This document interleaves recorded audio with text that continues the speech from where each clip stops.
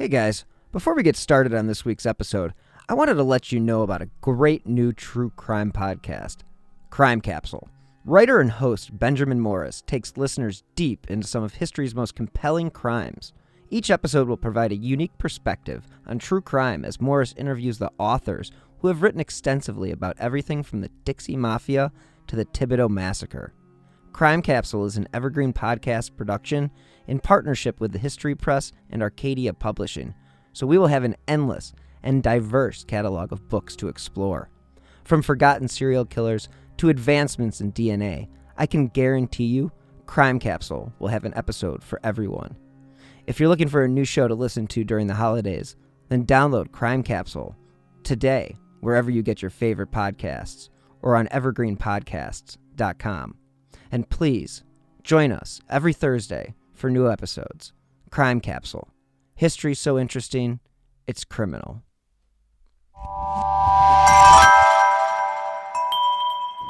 Slow Burn Media and Evergreen Podcast presents Who Killed, a podcast that provides a voice for the voiceless.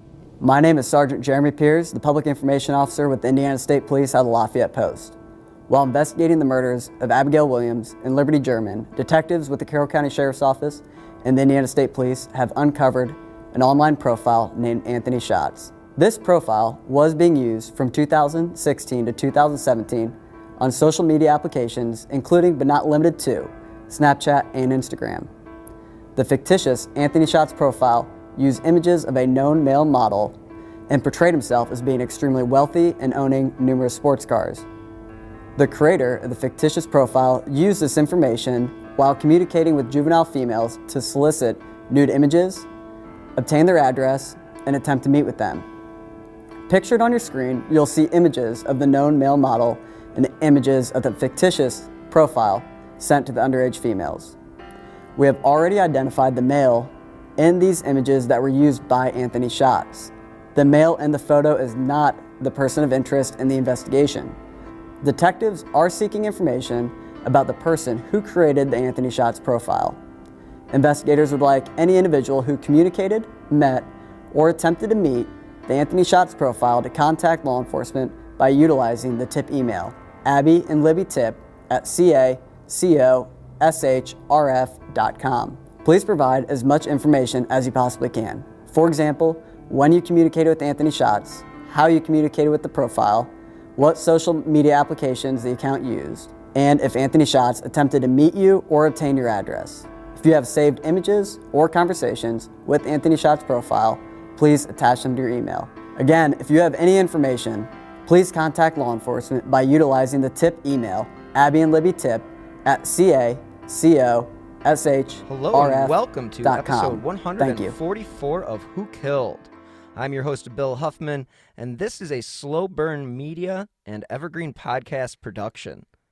On this week's episode, there's been an update on a case that I have covered, and that has been covered by a number of people. One person in particular is Nick from the True Crime Garage podcast. And guess what? Nick has joined me to discuss this new information, and welcome back to the show, Nick. Thanks for having me, Bill. So, this is pretty big news as far as Delphi goes. Because of the fact that it's coming on 5 years, we have not really had many updates where there has been valid, legitimate, calls for action, let's say. Mm-hmm. And on Monday, the police, the Carroll County Police and the Indiana State Police released a statement, and they have some new information. And that information is in regards to a fake profile that was used to, quote-unquote, lure girls for nudies or selfies or whatever. And I just wanted to pick your brain about some of those, some of this new information. And basically, it sounds like we're getting close because from what I've seen online, there is a lot of verification to this. Well, this is hopeful information. certainly at that, because I don't know how much closer we're getting. We are getting closer. Is the true part of that statement. How much closer would be really anyone's guess at this point, because we don't know exactly what this information means or the exact links or ties to the actual double homicide itself that this could have. But what's super interesting here is normally the information that's coming out in the Delphi case has been coming from the public end, where we have the public that's reacting to the arrest of some guy that may or may not be bridge guy, that is found to have committed some type of other crime in or near Delphi that may involve children or women. And so normally we have this week or two of just the internet and social media going crazy because somebody was arrested who, killed a woman, or who abducted a woman, or who abducted a young girl in their apartment, and there's been, unfortunately, no shortage of those public suspects that we've kind of come up with as a knee-jerk reaction. And you know what? And I don't mean that as anything bad toward the public. I think we need to react, and it's fair to react, and I'm glad that the public is so invested in this investigation and finding justice for our two girls here. So this is different because now it's the public reacting to ISP, to Indiana State Police, coming out and saying, hey, here's some information. Once again, we're turning to you, our best of allies, the public, for some help. And we want to know what you know. So this is kind of the reverse of what we've seen in the recent months and even recent years now, because we've really not had a whole lot coming directly from Indiana State Police in a quite some time. It's been a number of years, and I think one of the cases that you brought up was the Daniel Nations. His name is Daniel Nations, and he committed a murder or something like that in Colorado, and he was somehow suspected of being connected to Delphi, and again, that did not pan out. But it was like for a week, a month, for a while, it seemed like people were really honing in on this one particular guy, and it's like, no. And again, the Indiana State Police, they commented on it, but this particular statement on Monday, like you said, is hopeful. And you're right when you say we don't know how close we are, because again, this is up to the public to sort of, the ball has been passed back to the public. And so it's like, all right, here is everything that we've done. We've uncovered this fake account, which was Anthony Schatz. That was the name of this account. And we would like your help in finding, anybody who has communicated with this individual in, 2016, 2017. And again, this fake account also used like a fake model as, the screenshot, claiming to be wealthy and owned a bunch of cars. And the police have tracked down that particular individual. And of course, he is not a person of interest. It was just the images were just stolen, basically. So it's just really wild to think that this break in the case has taken 5 years to kind of come around. And I wonder where this information came from. It's just because this opens up so many more doors, just like any new information does. It's like, okay, so when did they discovered this recently, but how did they discover it? It's just, I guess that's the inner detective in me that's just wanting to know, how they could find this information out so far into the investigation. And again, from what I've seen, as far as the people that I trust online, and, are people of authority, and, this is This is a legitimate lead. And again, it's just wild to think that it took them this long to break that particular aspect of the case. But it makes a lot of sense. I mean, I think that the fact that he was doing this at that time and then stopped in 2017, well, there's some circumstantial evidence right there. Mm-hmm.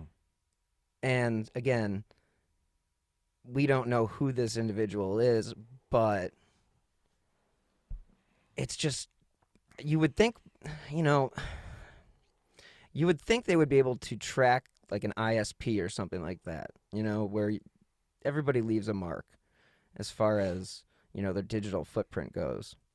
And I'm wondering how far that, they can go down that avenue before they hit a brick wall.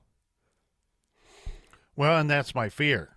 That's why we're asking the public for help, because they have hit a brick wall. When you've exhausted all your other leads and different ways of pursuing this person, now you turn to, again, your greatest of allies, the public.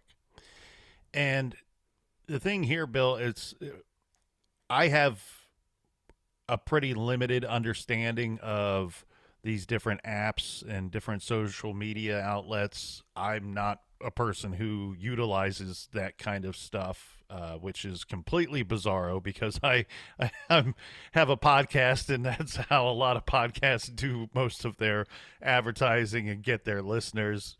What I do is I just write a little note, True Crime Garage Podcast, check it out. It's available everywhere. And I just leave those little notes at every public place that I attend, and that's how we've got our 917 listeners. But the thing here is, from my understanding, and I'm basing this off of what we are being told, because we have these news outlets right now. They're oh man, Delphi's heating up again. Well, you worked in the news business. You know how it works. Unfortunately, if it bleeds, it leads. Doom and gloom is what the news loves to spoon feed us. And if they can find something, and look, this is a bit of a different angle. This is supposed to be hopeful. This is supposed to be something leading us toward justice for the victims here. And for really, this is one of those rare cases where we have a case that has kind of been taken on by the entire state of Indiana, right? I mean, this has become a community that's been victimized. And so I understand that the news outlets are trying to offer up a little bit of hope, but this is big for them. This is something that they're waiting on. And so I've been tuning into what I can find. And some interesting stuff that I've been able to find that's come out in probably the last 36 hours would be, they're interviewing and asking questions to people that have a better understanding of social media and these types of apps, and what is the digital footprint that this individual would have had to lie down in the process of trying to do what he was trying to do, which was to trick young girls and women into sending him images and maybe possible meetups and who knows what else. But what I'm being told here is that they can, especially when like a profile has been deleted and removed, that you can cover your tracks fairly well in a lot of situations. It sounds to me, though, that the provider, right? Like, let's just, for example, and this is not a great example because I don't think he was using TikTok, or TikTok might not even have been a thing back in 2017. But let's take that for example. From my limited understanding of it is that if I have some kind of profile or I'm creating on TikTok and I delete that and I decide to cover some of my tracks and erase and scrub some of that information, that the provider, TikTok themselves, would still be holding on to some of that information. So what I'm hoping has happened here, or will be happening soon is we need warrants and subpoenas for these different providers. And I would think that ISP could be holding on to some information that would open up those doors via search warrant, a probable cause warrant, to get information from those different providers. Because this profile was being used on a few different outlets, a couple different apps from my understanding, some that I've never even heard of. But that seems to be an avenue that they could be pursuing or should be pursuing if they haven't already. But my fear is now that they're turning to the public that they've pursued that, and for whatever reason, it didn't yield the results that they were looking for. So what we may end up having here is a situation where somebody was rather sophisticated and able to cover their tracks and erase and scrub most of that information when they needed to. It has become much easier to cover your tracks, and you're right when you say like the state of Indiana has taken on this case, and I would actually say that the whole entire country has kept an eye on this case because, it was such a tragic murder. I mean, two young girls, killed in the prime of their childhood, and then again, the case goes cold. So it catches everybody's attention, and it's amazing. Like, you can Google suspects in Delphi, and it's like, yeah, everybody, like you said, any new person busted with child pornography or anybody busted with doing anything criminal in the area or in the 100 miles around the area of Delphi becomes a person of interest for, again, a period of time until investigators are able to determine that person was not in the area or just does not have any connection to the crime itself. Basically, what I'm trying to say is they wouldn't have come out with this if they didn't believe it was something that could really help them. And unfortunately, like you said, I do believe, or like you said, that you think they've hit a brick wall and that's why they're asking the public for help. I also think that by doing this, it does open up a whole new route for people to look at the case. Two girls get murdered. We have an image of a guy walking across a bridge that Libby took with her phone and was on Snapchat. And again, this Anthony Schatz was supposedly luring people on Snapchat. So, I mean, there's possibility there's a connection there. But again, everybody and anybody who looks like Bridge Guy and who does something wrong becomes a suspect. I'm happy that the Indiana State Police is making this one more legitimate than the other ones, because they wouldn't have done this if it wasn't legit, because everybody else runs with it. I mean, there's so many stories about people getting roped into Delphi, and it's just one of those things that the Indiana State Police has done their due diligence, and now I think it's our job, and not necessarily my job, but the people who are living in that community and maybe have communicated with this individual, they want them to come forward. And that's a great resource to have. If somebody comes forward in the next couple days, I mean, boom. I mean, we could have an arrest sooner than later. So that's pretty great. Well, and you referenced Daniel Nations, and I was also talking about Paul Etter, Thomas Bruce, Charles Eldridge, James Bryan Chadwell II. I mean, there's been a revolving door of these public suspects, and we've covered them, each one of them, extensively on True Crime Garage. And this is, you're right. There's something about this one that feels different. And again, I think that's because this information is coming from the Indiana State Police. There's something, this is not just the flavor of the month here when it comes to Delphi suspects. This seems and feels a little different.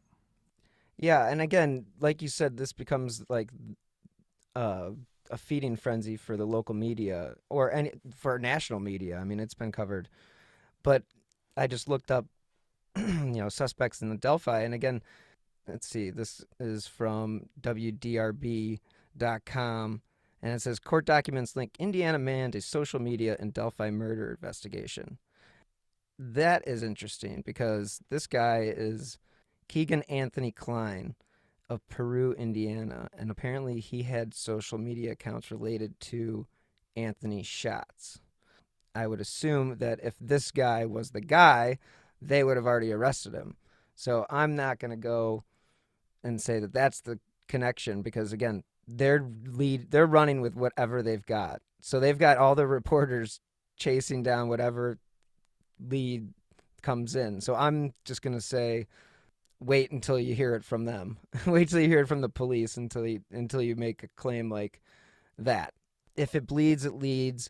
It's a classic line from Network, and great movie. If anybody's not seen it, it's a fabulous movie. But it's so true, and we live in a society where the hottest news is the lead on the national news. You have two young girls, and unfortunately, we just haven't had any information that is anything to work on other than speculation. And like you said, you covered all these guys on True Crime Garage. How many episodes have you done on Delphi? Oh, at least 8 that I can think of. And I'm going off of memory here, and I don't think either of us are going to get this correct here, Bill, but I think we covered it.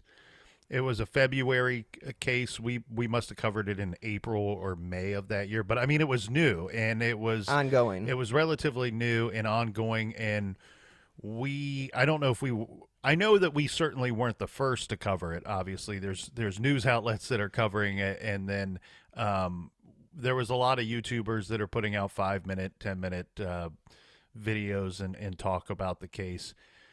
But when we covered it, we had to have been one of the first to devote 2 hours to it, which that's the thing. I think in the grand scheme of things seemed a little absurd or impossible maybe to many, because there's not enough information, or at least one would think at that time, with how little they've put out over the years, they being the investigators. There's not been a lot of information to kind of create a 2-hour episode off of this case. Now, one thing we did that we don't typically do in a case is that a large portion of the second hour of that coverage of the case was a lot of speculation on our behalf and stuff that we were seeing elsewhere. And because there was so little information, you're naturally going to have speculation coming from the public, and we wanted to explore those possibilities if we felt that there was any weight to any certain angles that was coming out.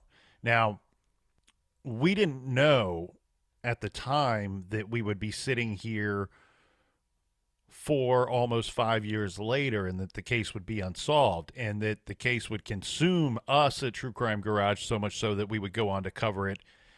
We've probably done 8 or so episodes on it. The reason why it's tough for me to put a definitive number on that now, and that's something you would have thought I would have prepared before we showed up here today, but we have our other show, Off the Record, which is, for the most part, every other week. We do it a little more than that, but Delphi is a constant topic that comes up on our other show, Off the Record. So it gets really hard to kind of decipher exactly how many episodes we've devoted to the case. But the thing here is, with this information,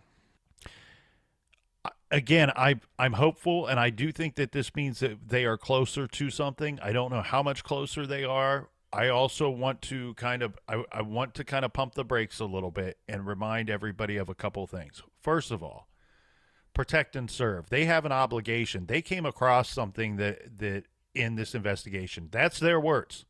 This situation, all right, let's put Anthony underscore shots as one situation. Let's separate that from the Delphi double homicide right now. I'm not saying that they're not connected at all. Nobody's saying that. But for the sake of discussion and for the sake of putting out good information that is easy to comprehend and easy to digest, let's separate those for a second. Protect and serve. They have an obligation to the public to protect the public. During the course of their investigation in the Delphi homicide case, now, we don't know if this was on day one, week one, month one, year one, or last week. But sometime during the course of their investigation into the double homicide near the Monon High Bridge, they came across information that this Anthony underscore shots is some type of predator.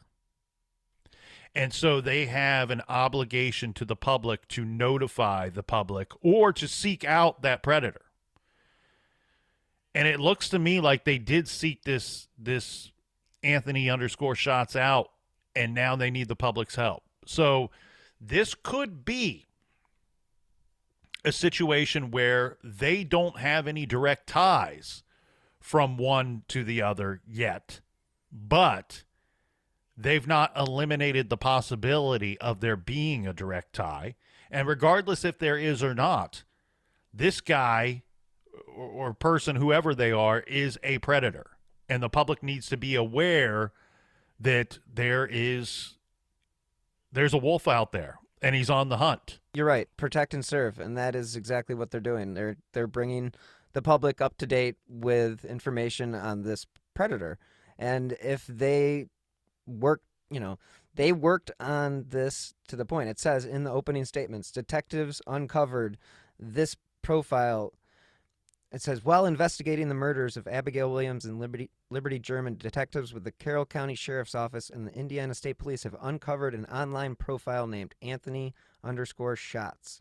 This profile was being used from 2016 to 2017 on social media applications, including but not limited to Snapchat and Instagram. Now, again, that is clearly they are coming out and saying this guy is trouble, and that if you had any run-in with him, it is important to contact the ISP and Carroll County Police. This is great new information, and it really does feel like stuff is happening, and I think stuff is probably happening behind the scenes that we don't even know about. You know, they could have announced this, and they could still be working on closing in on this guy, but they just need that last little piece of the puzzle to kind of swing into action, I guess, is the best way to put it.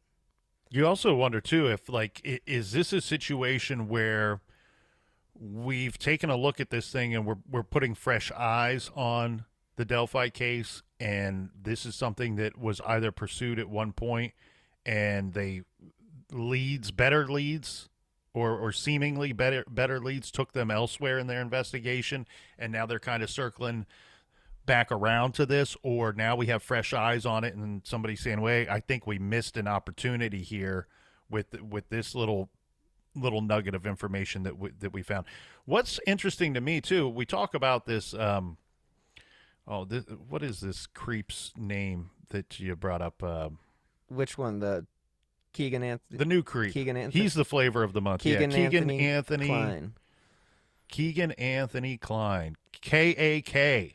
K-A-K. Yeah, that's, I mean, he fits the profile of the bridge man. I mean, if you think about it. I think any white dude fits the profile of bridge guy. I mean, what kind of profile do we have? Being a little sarcastic. I heard the sarcasm in your voice. Yeah. I wanted to make sure everybody else heard it as well. It's like the Mahalovic profile. Like Spetzel told me, he goes, "That guy looks like John Denver." I mean, what the hell? May he rest in peace. R.I.P. R.I.P. What was his big hit? Oh, don't put me on the spot to name John Denver songs. Goodness. My neighbor's this dad, early in the morning? My neighbor's dad used to have all the John Denver tapes. I was just like, what is your deal? I'm never been a John Denver fan, but here's my guess. Rocky Mountain High, I think, is it. That's it. That's probably some pretty good drinking music, if I My Had to guess is make a that. guess. Yeah, and if he was still around, he'd probably be enjoying that Rocky Mountain High. That's just my guess. It's John Denver. Let's hear from this week's sponsor, BetterHelp.com. We may have moved past 2020, but 2021 is still looking fairly grim. But today I'm happy to tell you about BetterHelp.com. Because if there's anything holding you back or interfering with your happiness, BetterHelp Online Counseling is there for you. You can connect with a professional counselor in a safe and private online environment. And it's really convenient because in this current state that we live in, it just has to be. So now you can get help on your own time at your own pace. All you have to do is schedule a secure video or phone session, or you can chat and text with your therapist. BetterHelp really is there for you. They have over 3,000 U.S. licensed therapists across all 50 states. And if for whatever reason you aren't happy with your counselor, you can request a new one at any time.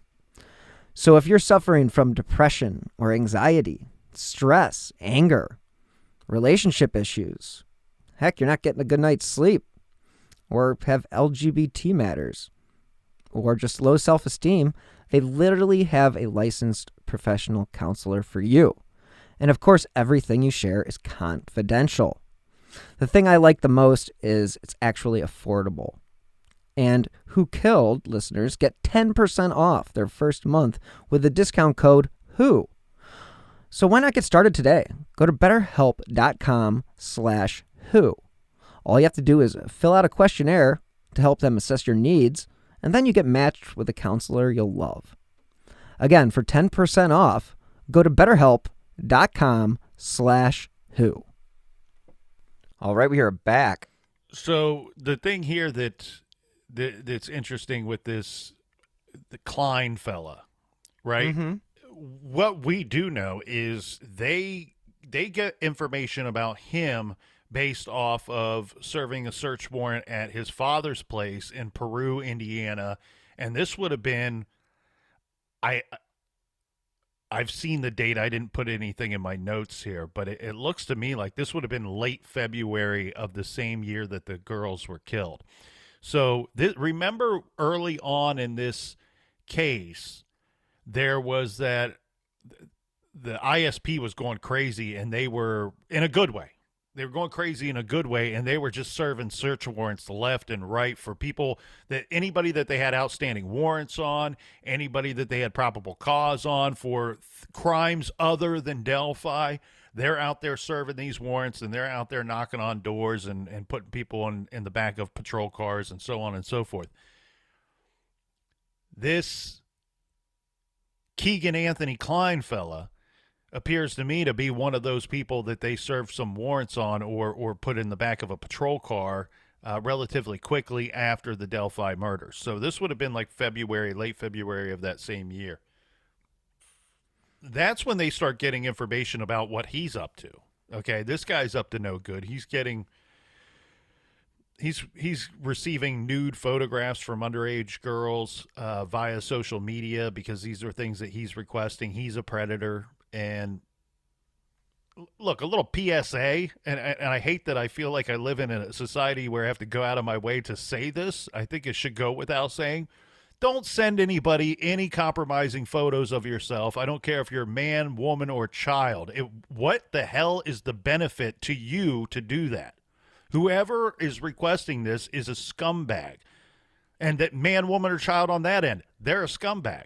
And I understand there are people out there that are desperate for love.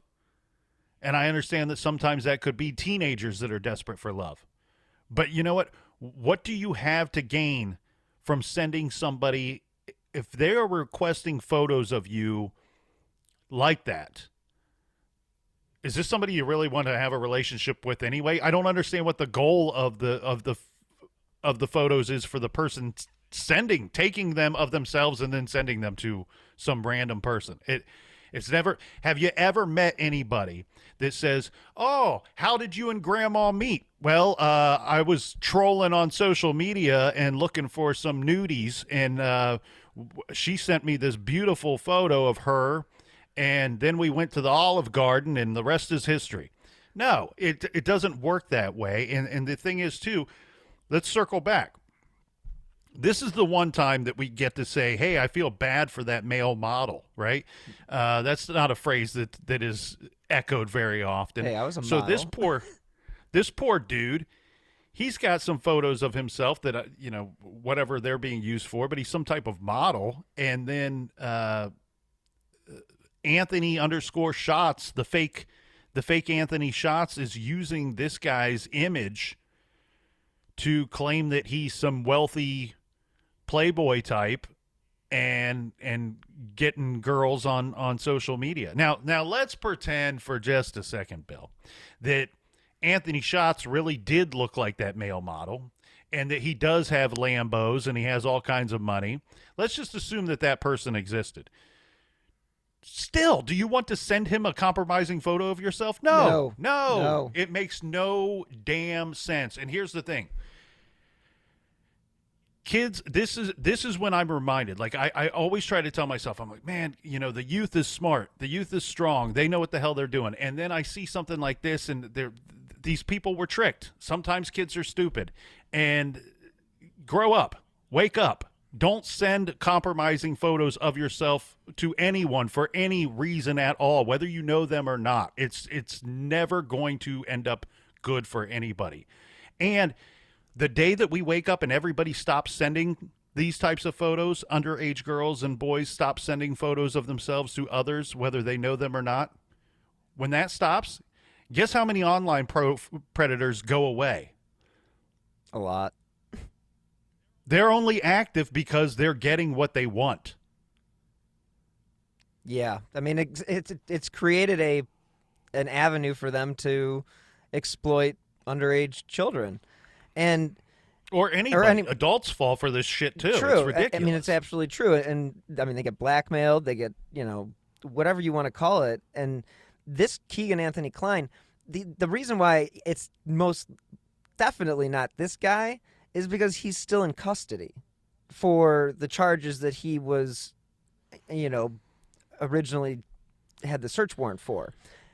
And speaking of compromising, I'm not sure that Monon High Bridge could support Keegan Anthony Klein if he attempted to walk across that big thing. Boy. And he said, now this is where you have to really, your PSA is very valid, and it's the fact that he said he received over 100 different sexual images from girls, ages from 15 to 17. I mean, that is just like, come on, like let's just, like you said, just be smarter. And just don't engage with people like this. And it's just one of those things that people have to remember, that not everybody's out to be your friend. And people have a lot of, ulterior motives, basically. And clearly, I think anybody who sets up a fake profile and is trying to catfish people is somebody who's, up to, like you said, up to no good.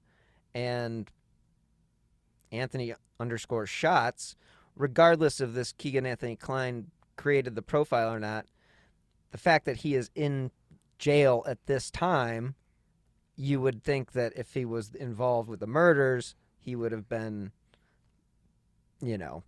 arrested or charged for the murders because they have his DNA and stuff like that. I mean, anytime you go in prison these days, everybody's DNA is taken and then entered into CODIS. So, well, and I want to put something out there too, and we'll circle back to another PSA that I think is needed as a bit of a follow up to our last one here. But what also is happening in this situation, Bill, which we've seen time and time again in the Delphi case, is a lot of misinformation is coming out from people that don't have the information. They're kind of filling in the blanks themselves, and then they're having communication and conversations with others and passing things along that they think are correct, but they are absolutely not correct. I've seen everything from saying that Keegan Anthony Klein was arrested in Florida, which makes it sound like he fled Indiana and then he was arrested recently in Florida. No, he's been locked up for a while, first of all. And second of all, there is a Miami County in Indiana. Yep. So, you're filling in the blanks incorrectly here. You see the word Miami and you think Florida. No, this guy was he wasn't on the run. They arrested him at his father's home. They arrested him for the first time. Well, not for the first time, but for the sake of the Delphi murders discussion. He was arrested in 2017. Is that correct? Yeah, that's right. 2017. So this Keegan Anthony Klein has been on everyone's radar, other than the public's, for quite some time, right? He's not somebody that Indiana State Police are just finding out about. He's somebody that we, the public, are just recently finding out about. So that's one thing to take into consideration. And here's the other thing. Here is where I get really ticked off. And I'm ticked off because they're effing up this investigation. And I say that it's the media and Indiana State Police. They're both, if this is something that's legit, if this is, I understand it's a legitimate concern regardless, but if this is something that's legit, directly tied to the Delphi double homicide, there's going to be misinformation. There's going to be bad information out there, and that's why I put it on the media and, more importantly, on Indiana State Police to be very clear and direct with the information that they are providing to the public, because the public has a way of screwing things up and playing the game of telephone and screwing up the information. And I'm already seeing that here with this exact situation. And I started seeing that 24 hours ago. Yeah. So, I mean, it's honestly, it's really one of those things that, people jump on it. So Keegan Anthony Klein, here's my fear with this individual. My fear is that a large portion of the public, and I don't want to put a percentage on that because I frankly, I just don't know, Bill. But my concern is that the perception is that the Anthony _shots profile person has been captured. That Keegan Anthony Klein is that individual. He's responsible for that profile. And yes, we called out for the public for help, and boom, 10 hours later, we have an arrest. Now, let's look at this thing for what it is. Keegan Anthony Klein was already somebody that was arrested, from my understanding, number one. And number two, what we have is the media that's coming out, and they're saying, we found affidavits, redacted affidavits that say that this guy has links or ties to Anthony _shots profile. That doesn't mean that he was operating the Anthony _shots profile. And that's one thing that I don't think is clear or ringing true to everybody. I almost feel like the media coming out and saying, hey, we've connected this guy to this profile, makes everybody, it lets their guard down. Oh, we don't have to do anything now, right? Oh, how quickly that got resolved. No. And that's where Indiana State Police is really effing this up, and so is the media together, that we're not getting good, clear information. Now, I had to do some digging for this, and this is a statement from Indiana State Police, but I've not seen it anywhere else, and I had to go to a media outlet to get it. This should be something that they should be releasing a follow-up. We had that video of the state trooper, of the Indiana State Police officer, telling us we need to be looking out and giving information about Anthony _shots. And they came up with this information during the Delphi investigation. Now's time for a follow-up video. And we need, in that follow-up video, to say the statement that I have right here in front of me. And this statement reads, Indiana State Police do not confirm or deny anyone who is or is not a suspect in any ongoing investigation. At this time, we are looking for any information about the Anthony _shots profile and anyone who may have had contact with that profile. The case that you are referring to is a separate child pornography case. That's the Keegan Anthony Klein portion. That's what they're talking about. The case that you are referring to, Keegan Anthony Klein, is a separate child pornography case. Now, this is clear, and this is easy to understand. All the information elsewhere is not. And again, I feel like most of it that I'm getting and seeing at this point paints the picture that the Anthony underscore shots problem has been solved, that they have this Keegan Anthony Klein guy, and we don't have to worry about it anymore. Where this statement clearly shows that, no, they still need more information. And the way that this is worded almost sounds like they might be two very separate things. Keegan Anthony Klein and the Delphi double homicide could be two very separate things. I mean, I would agree with you because the way they point it out in that statement, they say it is a separate investigation. That was a child pornography investigation. That is a clear point that they make, and I think there's a reason for that, and that is to kind of say, no, we are still investigating everybody, but that case that you're now talking about is related to a whole nother investigation. And you saw this with the Mihalovic case with that one particular news outlet in Cleveland that came out with the new information, and it was from court documents that had been filed 2 years prior. And of course, that got everybody fired up, but there was never any follow-up, and there was never any statement from the Bay Village Police. And again, the media can and does, on a lot of times, do a disservice to investigations like this because of the fact that this is the hot story. So they go, okay, let's get every reporter out there. Okay, Sam, you go research this, research this guy. You start looking at documents. Pull up everything you can on Delphi and bring me something. That's how it works. And it's like, that is not necessarily the job of the media. I mean, the job of the media is to keep people informed, and then obviously to keep people doing the right thing as far as politicians go. And that was originally what journalism was for.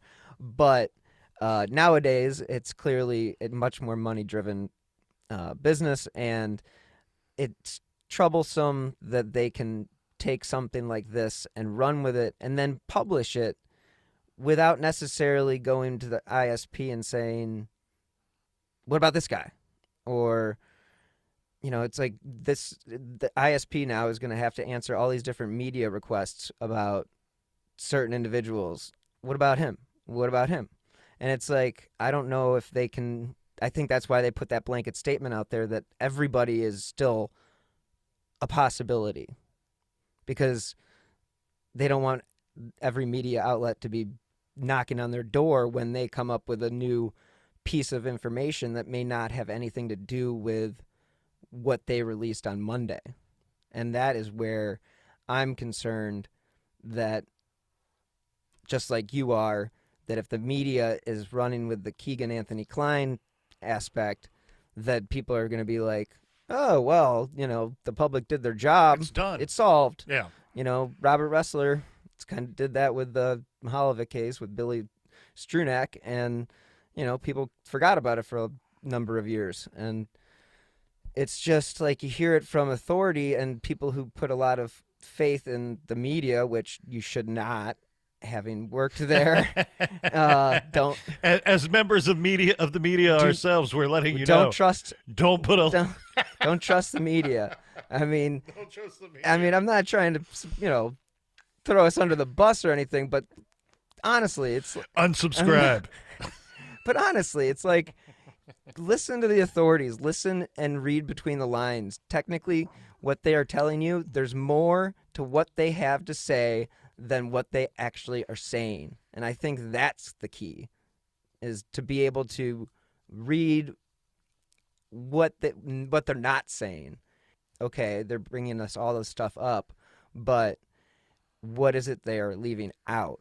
And that is where the inner detective, you start going, okay, well, they didn't mention this, that, and so you kind of read between the lines. I feel, at least that's what I feel like when they do statements like this. Right, and that's why I think that it is on the backs and the shoulders of the Indiana State Police at this point to release a follow-up statement.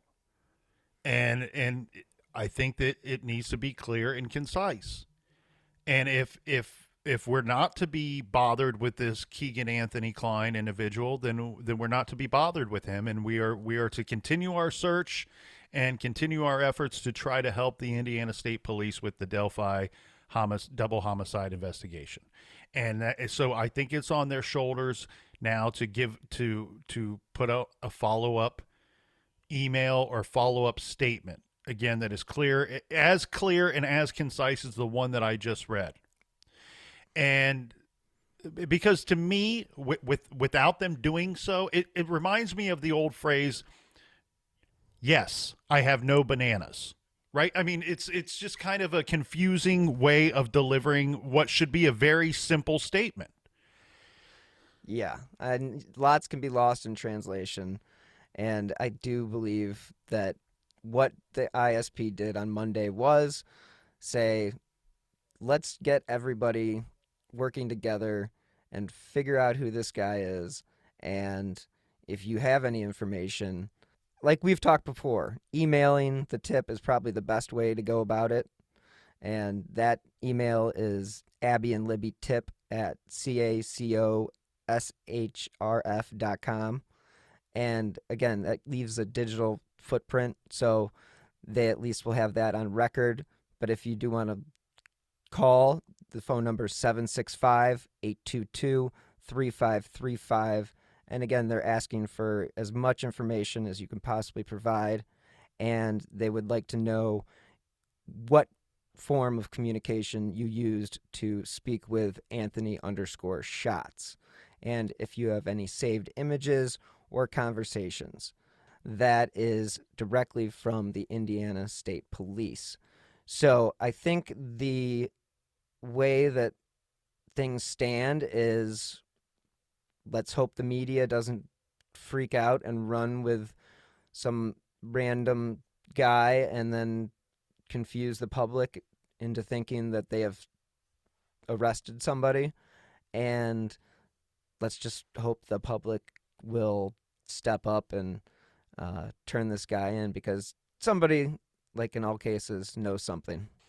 Yeah, well, and certainly in this situation, somebody knows something in regards to Anthony_Shots. So we're kind of handcuffing ourselves here a little bit, Bill, because you'll put this out like Friday morning, and the news or information, good or otherwise, has been rather fast and furious as of late. So we're sitting here recording this Wednesday morning. There could be a whole different change in climate and landscape between now and 48 hours from now. This is true. I think we should make that clear, that you're listening into a conversation that's being had Wednesday morning. So I'm interested to see what else will come of this. And look, we may end up finding, here we are, complaining, but and shouting out our concerns, and we may find out Friday, Saturday, or next week that this Keegan Anthony Klein individual is responsible for everything that is Anthony Shots. We may find that out. It sounds like there is some kind of link and some kind of tie to that account. And look, a lot of times these internet predators and these different types of voyeur predators, they share images and they share photos and videos and things that they collect throughout their time, whether it's stuff that they are able to get their hands on by tricking people themselves or just by collecting it from other predators out there. So this could be a situation where he's completely responsible, or he just had some kind of interaction with the actual person that they are looking for. And again, I know that part of this is true, and I know that there's a lot of good companies out there, a lot of good tech companies out there, but I want to live in a world where these different apps and these different social media outlets say to their clients and customers outwardly, look, we are all for freedom of speech and we are all for freedom of expression. However, we do share our information that we collect here and everything that goes on here with law enforcement when necessary. And, I know that most of those companies are good companies and will share that information with FBI or law enforcement when they come a-knocking.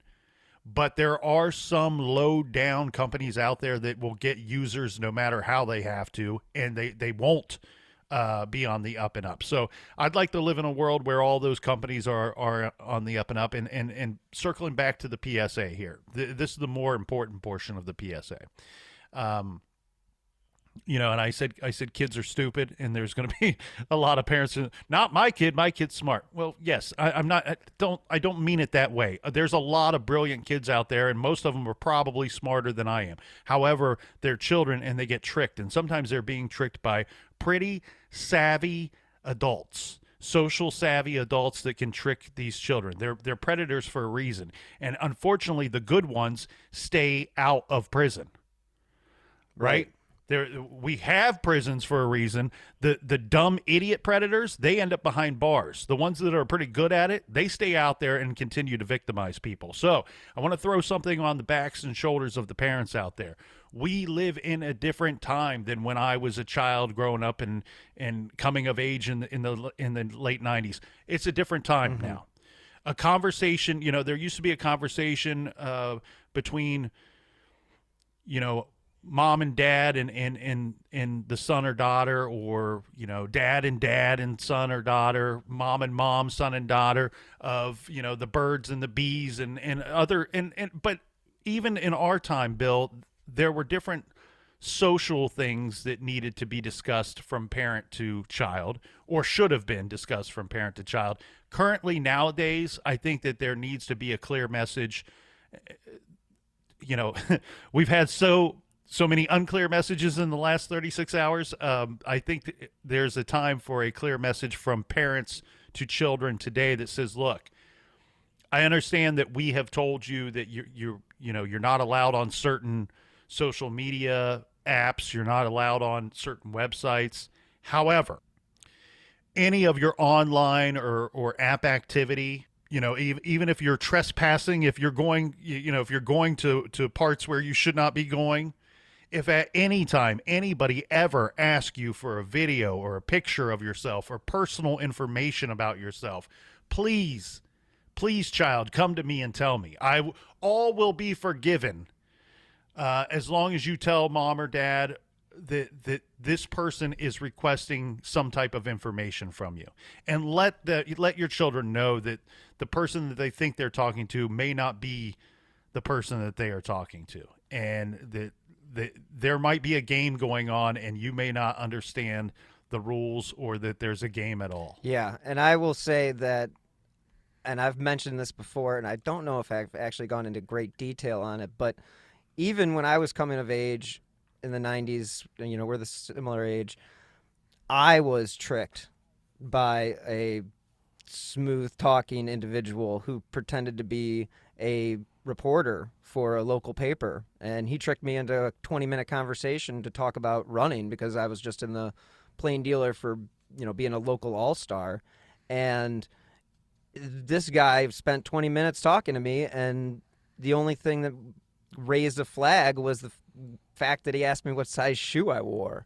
And so it ended up leading to a salacious phone call a week later. Then the police got involved, and it's just an example. I was 16. It's an example of, even when you're young and you think you're smarter than your parents or smarter than the next kid, you can do stupid stuff. I mean, I'm a prime example of that. And it's just, be aware and make sure you check your kids' social apps. Make sure you check those parental controls. Spetzel told me, hands down, the former chief of police of Bay Village, there are so many ways that predators can reach children these days. It's scary. And the amount of information out there about these individuals, the children that is, that they put out there themselves, is just frightening. So be aware about what you put out online, because people can turn around and use that against you. And that goes along with your PSA about sending selfies and stuff like that. Don't do it. There's no point. And on that note, I would say let's hope for the best, and let's see what Indiana State Police can come up with. And like you said, this is Wednesday. and it is December 8th. Friday morning on December 10th, there could be a whole new suspect. So just letting everybody know. Well, and I know, Bill, that you'll continue to keep your eyes and ears on this situation. I will as well. And at True Crime Garage, we'll have a new episode of Off the Record coming out on Monday, and we will definitely be talking about this topic again. Yes, and I appreciate you coming on.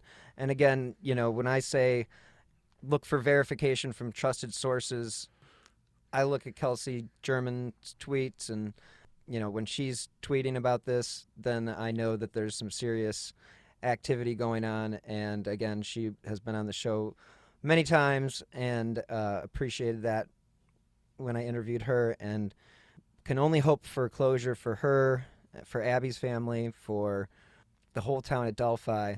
And like their grandmother said, that their lives have been put on hold since this incident happened. So let's just hope that this leads to an arrest. Thank you so much for joining me this week to discuss this fast-breaking news, and I hope to talk to you soon, and I hope everybody does tune in on Monday to Off the Record. And again, where can they find all of your stuff, Nick? Well, we are available on every podcast platform that you can think of, or that I can think of anyway. But Off the Record, our other show is available on Stitcher Premium. If you want a free month to listen to that show, as well as many other shows that are on Stitcher Premium, just go to our website, truecrimegarage.com, and there is a link that you can click on the Off the Record page, which will set you up for some free listening, so you can decide if you want to keep listening to that wonderful show or not. And Bill, I want to thank you once again for having me on, and I know this is, again, something that we'll be keeping track of as the days come and as the news comes out, and I'm sure we'll be talking again soon. Absolutely. Thanks again, Nick. Thank you guys so much for tuning in this week, and thank you to Nick from the True Crime Garage podcast for joining me on this hectic week. And thank you to BetterHelp.com for sponsoring this week's episode. If you'd like to save 10%, please use my promo code WHO. As you know, I drop new episodes of Who Killed every Friday. If you enjoy this podcast as well as the other shows, you can help support my show by using my PayPal username at WilliamHuffman3, or you can contribute to the show via the Venmo app with my username at Bill-Huffman-3. Every contribution, big or small, helps keep these slow burn podcasts coming. You can also support the show by leaving a 5-star review on Apple Podcasts or wherever it is that you listen to your favorite shows. Those 5 stars help keep the important cases that I cover, such as the Libby and Abby case in Delphi, in the spotlight. If you'd like to stay up to date on the cases that I have covered, as well as the new shows that I have coming down the pipeline, please follow me on Twitter at BillHuffman3. Thank you again so much for listening. Until next time, as always, be healthy and stay safe.